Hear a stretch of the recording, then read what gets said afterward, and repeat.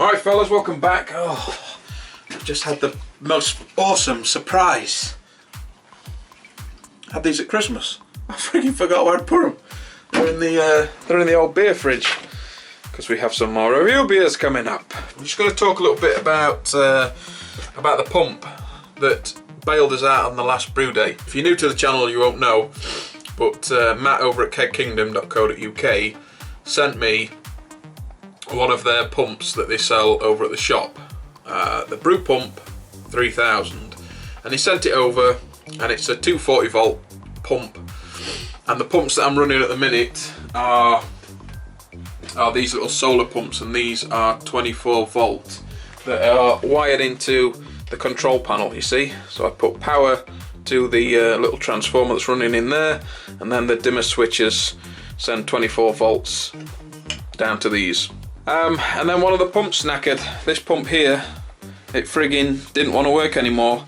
So Matt sent me a friggin' pump for frig all.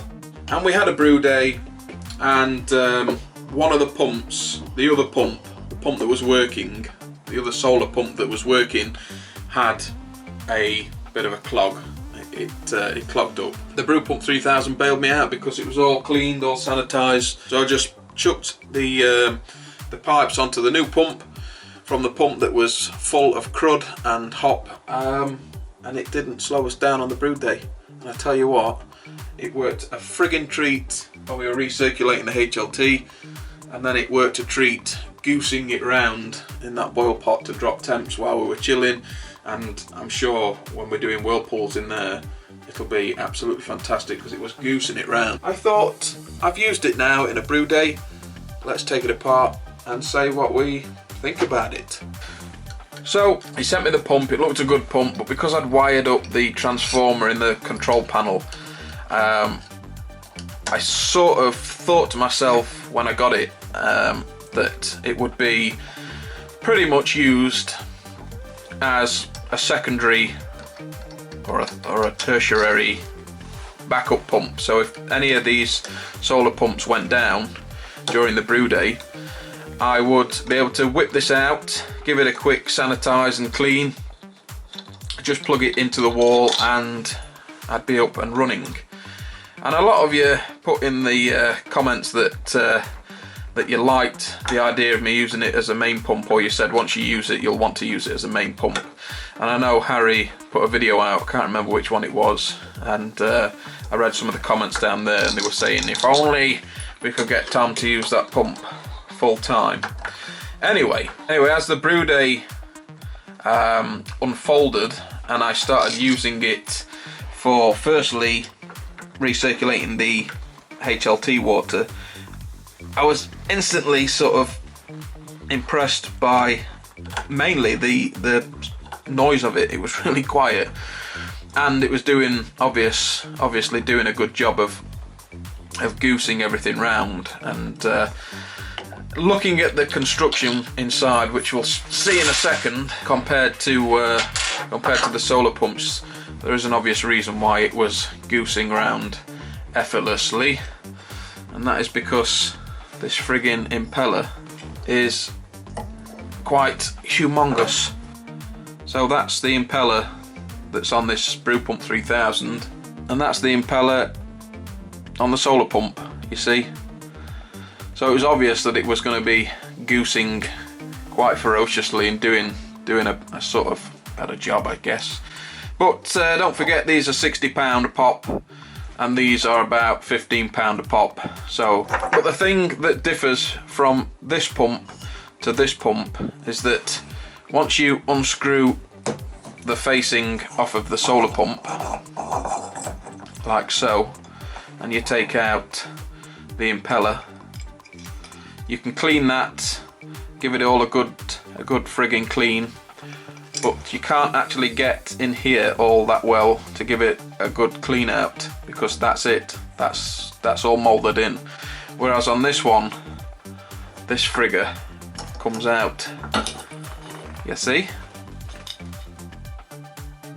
So all you're left in there now is the magnetic drive and this bit, which comes in contact with the beer, and seals on that O-ring that's there can come off, and you can give it a real good clean inside, give it a good wash out and a rinse, and then just chuck it back in and put everything back together.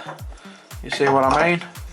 So the fact that you can take everything off of the pump to clean it and make sure everything's thoroughly cleaned and dried off and whatnot, and then put back together, is quite a big tick in the box for these pumps, because like I said, you can't really do that with the solar pumps that I'd got and that I was running. For moving HLT water around and water that's not really got much going through it, possibly the mash, or if you were brewing with whole leaf instead of pellet, then these would be just fine, and the risk of getting something in there that's going to block them is reduced by using them in just that way. But when I was using them with the pellet, although I've used them with pellet before, nothing really has blocked it up, but this one particular brew day I did manage to get it blocked, and got it blocked good and proper. And that's because the pump is tiny. I mean, you know, because this pump is tiny, compact, the inlet and outlet orifices are very small, so it doesn't take much to block them. It's made for the job, the BrewPump3000, whereas these are just used for pumping water around.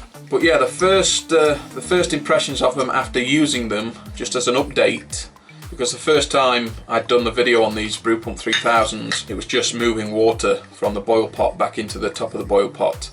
But now we've actually brewed with it. It was a fantastic addition to have. It worked well. It was taking the hoppage that was coming through the hop blocker. After this blocked up, I just changed the pipes on straight over to this and had no blockages. It sort of pumped away ferociously without any trouble. And the fact, like I say, that you can take all the bits that come into contact with your brewing process, clean them out and then reassemble the pump, is a big tick in the box for me. So I decided after that brew day fail with the solar pumps, where this BrewPump3000 came in and saved the day, I thought, you know what, I don't want another blockage like that on the solar pump. I wish I had a second BrewPump3000, and then I'd wire them straight into the buzz bar on the control panel. Oh dear me.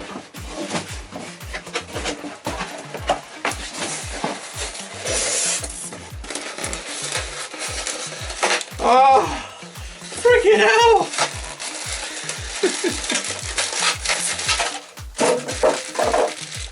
Matt, you son of a gun!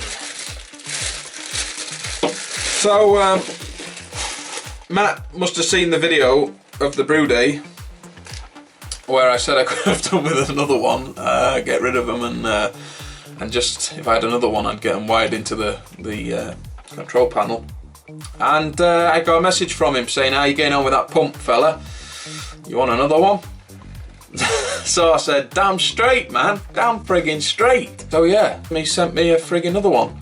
So now I have a second BrewPump3000, and now I can get them wired into the buzz bar on the control panel, and now I can move away from the solar pumps. Now I have two BrewPump3000s to run the system. So I said to Matt, I said, thank you very much, Matt, obviously, and it's well appreciated. And he was like, yeah, no problem, man, no problem. I says, let me know if there's a discount code for these in the future, and I'll definitely tell people about it. And he said, well, do you know what? There friggin' is. So we've got a discount code for these fellas.